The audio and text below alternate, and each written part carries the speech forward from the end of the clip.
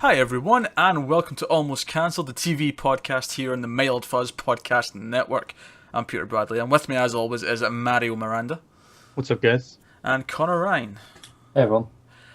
And this is the TV podcast, so what you can expect here is for us to talk about all the week's TV news, and then if you listen to the audio version at the end of this, you'll find all of this week's TV reviews, which include the newest X-Files, iZombie, Supergirl, The Flash, Arrow, Legends of Tomorrow, and Agent Carter. We reviewed all of those. That's come at the end of the show. Use your timestamps to jump to the ones that you care about, or avoid ones that you've not watched yet for spoilers, that kind of thing. If you're watching on YouTube, all those videos are all up separately already. There'll be links on the screen to jump to those if you want to. But this, of course, we're going to get into the news of the week. And you know what I really thought last week? We were done with the pilots. Good times. I feel sick already. But I'm afraid that we're not quite done. It's not as bad this week, but there's some. Who's left to give us any pilots? I swear everyone's done it now. There's a couple of cable networks here, but there is still some of the regular suspects as well. So, Yay. but before we get to that, first up, let's talk about the trailer for a new show from Netflix that's coming out called Flaked, and it stars Will Arnett. What did you guys think of this trailer? Very strange. Because there's I know this is supposed to be a comedy, but it doesn't seem very funny. Yeah, it felt more like the 500 Days of Summer, like quirky. Like even the music is super cliche to that kind of indie, cute, quirky comedy thing. Yeah, it feels like an indie movie, but it just happens to be a TV show that's going to last like 10, 13 episodes or whatever it is. Yeah. I don't think it looked bad. It's like I say, it's kind of weird in the sense that I'm not sure what to actually expect from watching it. Yeah. But at the same time, I like Will Arnett. One of the creators is from Arrested Development, so there's definitely some prestige there in terms of talent. Yeah, and it didn't look bad. It's just, I don't know. It looked very just cliche. I just felt like this was a trailer that it was supposed to be for a comedy and this should be making me laugh, but it isn't. That said, I can see us probably at least having a look at the pilot when it. I say pilot. Netflix shows don't really have pilots, but you know what I mean. The first episode, when it hits, I'm sure we'll have a look at it. And It's March something, right? yeah, March something. We will not be doing a binge watch special on this like Daredevil, which you can look forward to the full season of Daredevil being discussed about less than 48 hours after it hits on Netflix, because that's the commitment that we put in to this show. Hopefully. Right. Anyway. Hopefully, knock on wood, that nothing happens. Yeah, barring acts of God.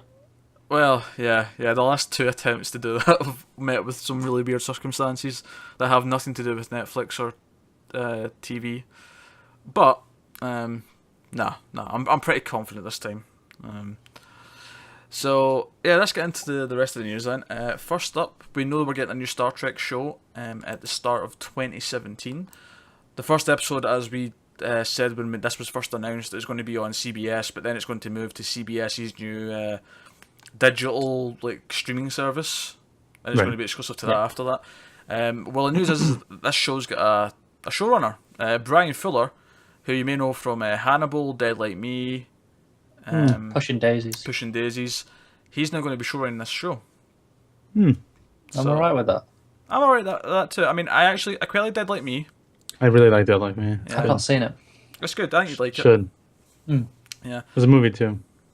That wrapped it up, didn't it? Yeah. Yeah, it was like 2 seasons, it got cancelled, and then there was a sort of wrap-up movie. Alright, cool. So, yeah, definitely. I've not actually seen all of it. Admittedly, I've only seen the first season, but I liked that first season. I should go back and...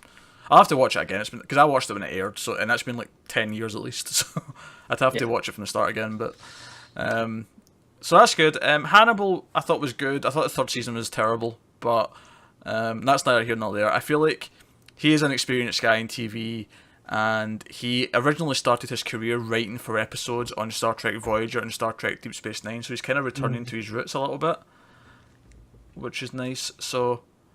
And this is good. I think this is an assured hand coming in. And I have to say, I'm kind of more excited for this than I am the third movie, which I am looking forward to. But this feels it's fresh and new, and it's just I feel like this will be more like Star Trek than the movies is. Probably. Yeah, less a big action blockbuster. Although he was in an interview recently and he was talking about how they might go down like different paths. Like it might not be on an Enterprise. You know, it might be a female captain and so on. Like all interesting ideas. So it's not just going to be a remake of old Star Trek, which is also nice. So, good news, certainly.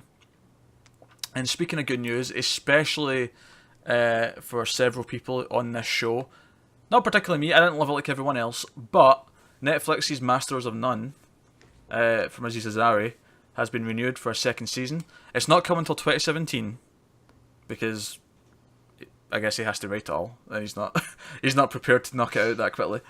But yeah, you guys loved this show, especially you, Mario. I seem to remember. I fucking love that show. Was damn good. Yep.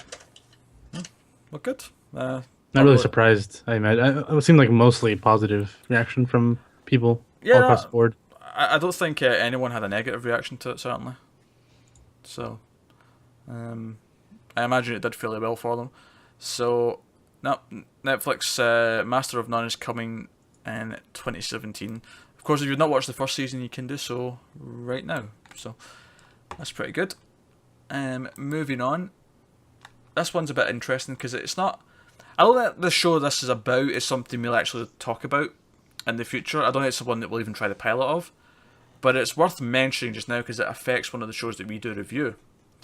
And that's an ABC legal pilot called Conviction has cast Hayley Atwell in a lead role.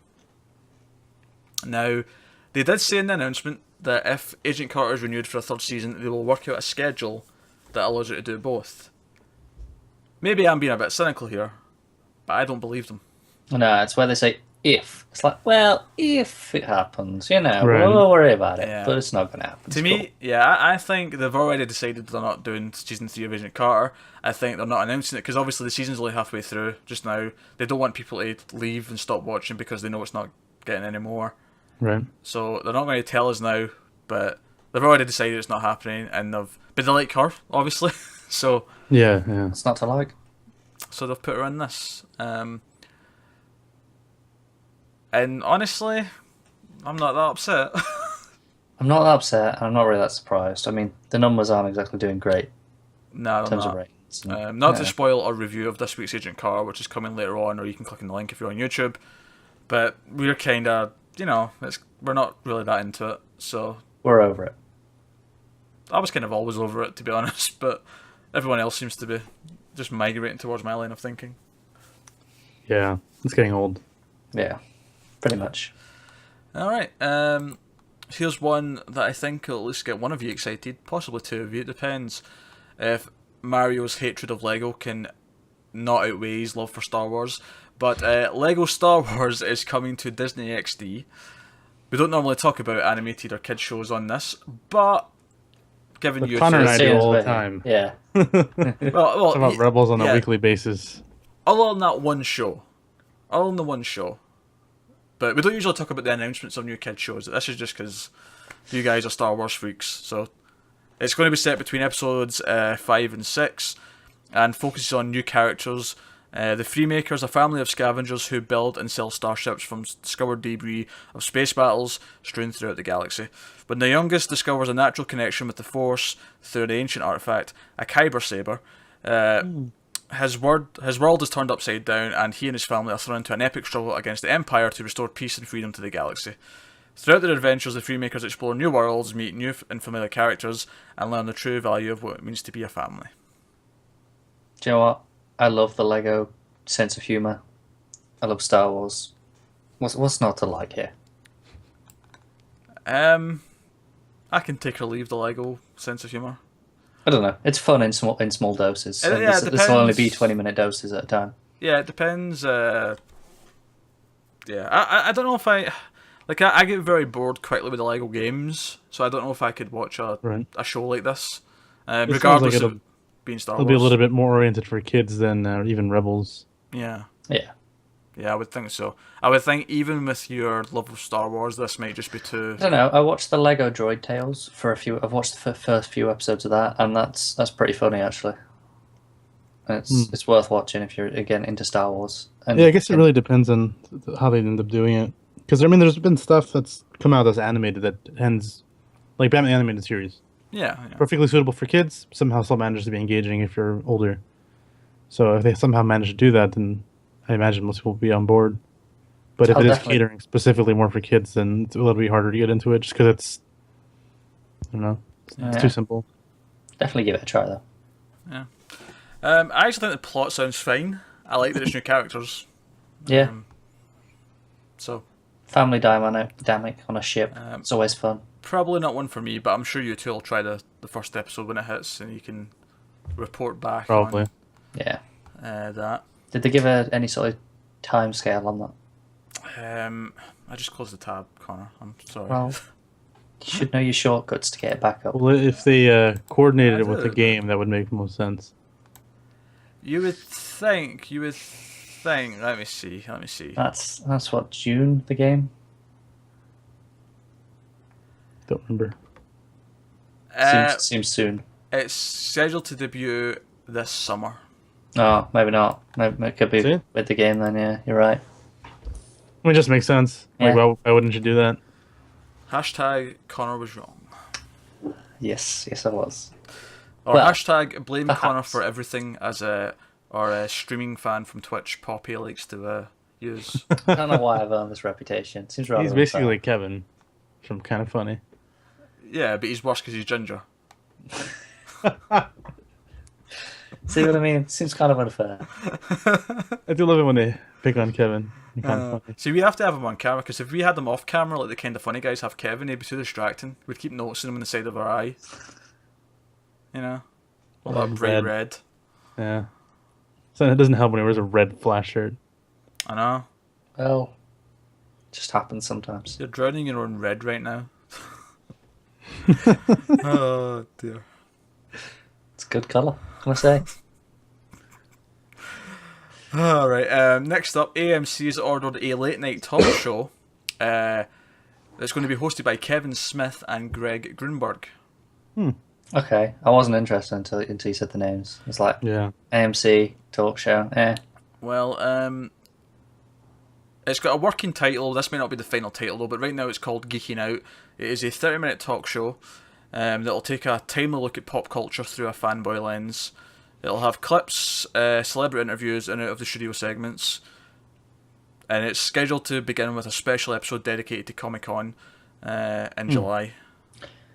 Kevin Smith is a very good interviewer, so I'm actually looking forward to that. I mean, I'm good. assuming that they're gonna leave the profanity in because otherwise, otherwise Well- there probably won't be much else to say. They can't have F-bombs in AMC, but you can say shit and stuff. Okay, they might have to be No, but very it's not. It's heavily more edited. than that, though.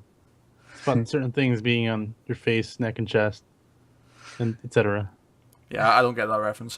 But It's filthy casual over here. I don't really care for Kevin Smith, if I'm honest. Oh, it's terrible. Sorry. But that's going to be okay. Apparently there's 8 more episodes to run weekly after that, so it'll be a 9-episode season of a 30-minute talk show, essentially, but aimed at geeks and nerds and whatever. It could be interesting. I'm surprised I haven't tried it earlier. I mean, it's basically combining like Batman on Batman with the Talking Dead or whatever they Yeah. call it. Yeah. Talking Dead. That Talking Dead. Yeah, Talking Dead. So no, it's a decent idea. Obviously, it's not the sort of thing that we'll review, but I thought the news was relevant to anyone who watches or listens to our stuff. Yeah, I mean, if you're into nerd culture, chances are you've at least heard of Kevin Smith. Yeah. Yeah. So, right, let's get into this week's pilots. Preparing myself. Right, first up, we have a comedy pilot from CBS, and it is called I'm Not Your Friend, which is kind of ironic, because it's Matt LeBlanc joining Matthew Perry. Driving cars around, and it's actually called Top Gear. That's the thing, Matt LeBlanc's got that Top Gear deal, so he's getting booked up because he's getting cast in this. I don't know if Matthew Perry's actually in it. I think he might just be producing it. Well, but he's one of like 8 people on Top Gear now. Yeah, they'll So have it's a not like lot they necessarily seven have to have right now. all of them on there. Yeah, true. But Matt LeBlanc's apparently going to play the lead role. He will star as a contractor who learns that raising his kids is more challenging than expected when his wife goes back to work. That sounds really generic. The only interesting thing to know about this, other than it's multi-camera, which instantly kind of puts me off in this day and age. But the interesting thing to know about this is he has a commitment for the project, a series commitment, and what that means is if CBS don't pick up this to go to series, then he still needs to be paid like an X amount for doing the whole season essentially. Damn, that's pretty It's awesome. a sweet deal. It's basically them saying, look, we're locking you in for this, and because you're not scheduling anything for the rest of this, batch of time, we will pay you for that time, even if we don't go to season. It's like a holding deal, but with an actual project in place. So now he's getting. So if this doesn't go through, he's got paid to make one episode for presumably 22 episodes worth. He's getting Maybe paid. 13, because usually you get the 13. Yeah, okay, and 13. But then he just gets to go off and drive cars in Top Gear at the same time. With a ginger prick like yourself. Exactly. And a German. And German. Sabine's awesome though. She is pretty awesome. It's kind of made me more interested in watching it, I'm not gonna lie. Yeah, I did like a lot of the stuff. Every time she's on, she's great. Yeah. Is that Top Gear news for the week then, guys? Well, Yeah, it's because relevant. they did reveal who the cast is. Yeah. No, 'Cause well, we just assumed there would be 3 people as it was before, and then all of a sudden they were like, "Here's a picture of all of them," and 7 people. 7 people all in jeans and a shirt. it'll be a rotating cast then, And a I stick. imagine. And the stick, yeah. Alright, well, you know how they seem to be obsessed right now with turning movies into TV shows? Yeah. What now? Well, we've got another one here. Lethal Weapon, which I believe we talked about them possibly doing at one point, but it's got an official pilot order now at Fox. And not only that, we've actually got one of the actors cast. The role of Martin Riggs will now be played by Damon Waynes. Senior, Wait, not junior. senior. I was about to ask. Yeah. Senior. Junior. Yeah, senior. Well, obviously, I mean, Martin Riggs is meant to be an old guy. Well, maybe they're making it fresh and hip. You never know. Yeah. I mean, actually, I wouldn't be surprised if they went younger, just to keep it more relevant to Well, younger people. Yeah, I think he seems younger than Danny Glover was when this first happened, but maybe not. But anyway, the official description for this, which is obviously similar to the movie, but not the exact same. Lethal Weapon will follow a Texas cop and former Navy SEAL, Martin Riggs, who's not been cast yet, who suffers the loss of his wife and baby and moves to Los Angeles to start anew. There he is partnered with LAPD detective Roger Murtaugh, who, having recently suffered a minor heart attack, must avoid any stress in his life. And that's it.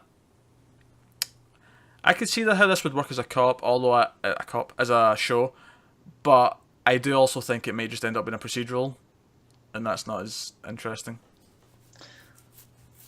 I feel like this is going to be there like a Brooklyn Nine-Nine sort of situation, just like a cop comedy procedural thing, where you have a case and It'll be an hour long though. It'll be an hour long. Yeah, Lethal Weapon's funny, but it's not comedy. I know, but you could spin it as a comedy quite easily. You could, but they're going hour long drama with it. It's less interesting. I will say the one thing I do like about this description though, I like that Murtaugh had a minor heart attack and he's not allowed stress, because I'm imagining the original movie with that added into it, because Murtaugh gets so stressed with Mel Gibson constantly putting him in danger. I imagine that making it a little bit funnier, but I mean, is Damon Waynes right for that role? I don't know. I kind of see It really him as being, depends. I see him as being kind of goofy more than Danny Glover-esque, but That's kind of why I feel like they were spinning towards the comedy with that, adding in with the heart attack. Like, oh, we've got to avoid stress. Now let's put him in a stressful situation. don't get me wrong, I'm sure comedy will be a factor because it's supposed to be, but it's an hour long, so who knows? I mean, I'm sure we'll try the pilot and hopefully it's better than Minority Report and whatever else we got last year. But we've also got Cruel Intentions to try, and And Training The Day, Exorcist. and The Exorcist. And Rush Hour. Also, Oh God, forgot about that. the Omen one's starting soon as well on that same channel that's got the Bates Motel. I can't remember the name of the channel. A&E? It's A&E. That's the one. Anyway, so look forward to coverage of these shows. Oh, that one might have already aired and might have missed it. If so, then it just shows you how little we care about that. Because I didn't like Bates Motel very much, honestly. I tried watching that. Didn't do it for me. Never even tried. I like Vera Farmiga, but I don't know, something fell off about it. Next up, Fox has also greenlit a pilot for a Middle Eastern family comedy. And interestingly, they've cast someone already. Nasim Pedrad has been cast in it, and it's worth noting that that's a female, but she's playing a 14-year-old boy. So they're going with the women playing like the younger boy sort of trick, which can work. And it is a comedy, so if it doesn't work completely, then it kind of, they get away with it a little bit because it's meant to be funny. Yeah. But yeah, the comedy follows a young teenage boy played by Pedrad in the throes of adolescence who is tasked with being the man of the house, which leaves him with all the responsibilities of being an adult without any of the perks. I thought this was amusing, actually. The actress said, "I'm thrilled to be able to portray a Middle Eastern family not working for or against Jack Bauer on TV."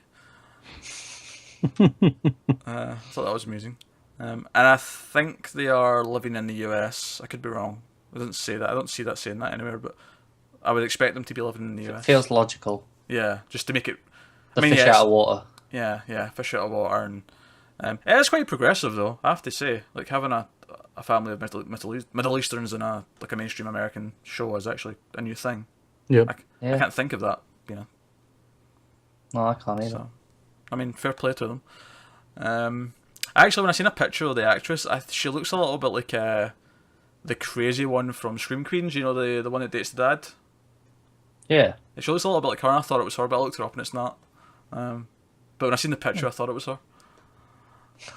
I was like, she's playing a 14-year-old boy? You looked her up for some research, huh? What was that? You looked it up for some research purposes, right? It wasn't an attractive thing. I'm not getting at that. How dare you? My God, you can't Google an actress without Mario thinking it's for spank material. It's Peter. That's you. She's probably right, to be fair, yeah. Oh dear. Oh dear. Anyway, speaking of Fox, they've ordered another comedy pilot. This one starring another Friends actor. Courtney Cox is in a pilot for Fox, and it's called Charity Case. And it stars her as Haley, a woman who inherits her late billionaire husband's charity, but quickly finds that changing the world is far less glamorous than she'd imagined. I feel like someone who runs a charity shouldn't be a billionaire, but unless he was a billionaire first and then started a charity, in which case fair enough. But giving back to the people, Lots of rich people do charitable stuff, so I suppose. I as long as you didn't become rich because you from the charity, that's a bit evil. Yeah, I start to ask questions at that point. It happens. Yeah. Fortunately. 2 for the hungry, 3 for me. that kind of mentality. Oh, yeah. 1 for that sick child, 4 for me. He won't miss the other 4. He's sick. He's deprived. He's the one. Oh, he's got 1 more than he would have had. Yeah, this will be like Christmas to him. I get to enjoy my 4.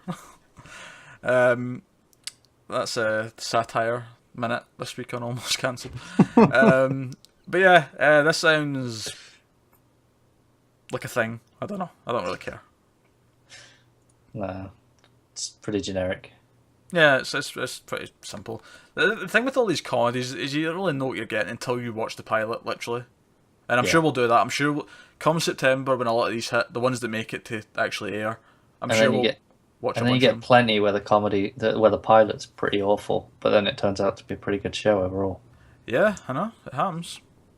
But that's usually when you drop it at first, then you hear in season 2 it's gotten much better, and you're like, all right, okay, I'll go back and. But I can think of even just ones where the second episode is so much better than the pilot, where it's just. Yeah, The Office was kind of like that because the pilot was dreadful. Well, that was because the pilot where they tried to imitate the UK one exactly, and it just didn't work at all. Yeah. Yeah, and then the second one was like, oh, this is fine. All right, let's move on to the Sci-Fi Channel, everyone's favourite. They have ordered a pilot for an original sci-fi thriller called Prototype. Nothing to do with the video game with the same name, just putting that out there. The project's written by Tony Basgalup. Baz Gallop. I don't know how to say that name, but he was a writer on 24 Live Another Day, so he was on the 24 miniseries that happened last year or so. And it centres on 3 unlikely cohorts who inadvertently stumble upon an invention that challenges the very nature of quantum physics, a discovery which in turn puts their lives in grave danger. That's incredibly vague for me, because they're hiding what the discovery is specifically. Like, I don't even know if is this in the future? Is it present day? Yeah, they just haven't decided yet. Sounds about right. Yeah, it's possible. I don't know. I mean, you never know. I don't know. Sci-fi's actually put out some reasonably decent stuff lately. On occasion. Yeah, on occasion. I mean, Yeah. they had a really good run when they were doing Battlestar, 10 Yeah, years ago but now. then it dropped off. It did. But then the last couple of years, I feel like there's been a few decent things come out of there. They became the mockbuster factory for quite a long time. Yeah. And they still do that, to be fair, but they try to at least mix it in with some actual shows. Alright, and last up in the news front and pilot front is oh, look at this, another movie that's turning into a TV show. Although this one makes even less sense than every other one. Like, at least with Lethal Weapon, that was a good movie. People liked that movie. People liked the whole series of 4 movies. Some people liked Cruel Intentions. I wasn't particularly one of them, but Connor loves Cruel Intentions. I would say loves. I think it's very enjoyable. Sounded a lot more like love. I just had to defend it because it's Pete's here. people love Training Day.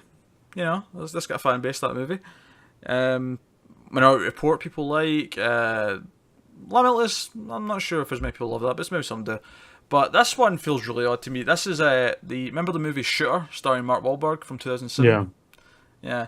So, that's becoming a TV show starring Ryan Phillippe on the USA Network. Of all I didn't places. know anyone even watched that movie, let alone liked it. The movie was garbage. Yeah. Phillippe's producing and starring as Bob Lee Swagger. That's his name. I didn't mispronounce Bob it. Lee Swagger. Bob Lee Swagger. That's his name. Jesus Christ. Bob Lee Swagger, what a name. An expert marksman living in exile who is coaxed back into action after learning of a plot to kill the president. Omar Epps plays Isaac Johnson, an ex-Marine and Swagger's former commanding officer. Now a Secret Service agent, he solicits Swagger's expertise in a clandestine operation that has disastrous results. It sounds like A24 kind of... This might be... You know, we've had some generic pilots in the last few weeks. This might be the most generic pilot description yet. I don't know. I'm pretty sure last week there was literally a comedy that was like 2 parents realise that their kids are as bad as they were as teenagers, and that was the whole premise. Because I think that's as generic as it gets. Yeah.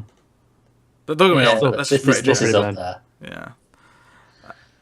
Needless to say, I mean, don't get me wrong, USA Network has one shining gold star next to their name. It does. But now we have to be, just in case. Yeah. But this does not sound very good. It sounds very by the numbers. I was not interested in the movie. I don't particularly like Ryan Phillippe either. So the whole thing just feels like a bit of a something. I feel like you're going to make us watch it anyway.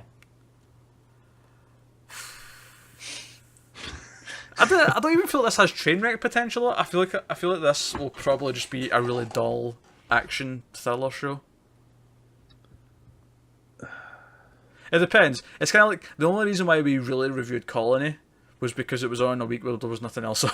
Yeah, it was USA. It has some hype. Yeah. People still apparently like it. Yeah. So I mean, if there's any interest around it, maybe we'll do the pilot, and we'll see if we like it. That's assuming it even makes it to here because it's only ordered the pilot. Yeah. But yeah, that wraps up the news for this week, and that'll take us on to all the reviews for the week. Of course, if you're on YouTube, you can click on the links and get to those. If you're on the audio version of the podcast, you can use the timestamps to skip to ones you want or avoid the ones that you've not watched yet, and so on. But either way, this is this week's reviews.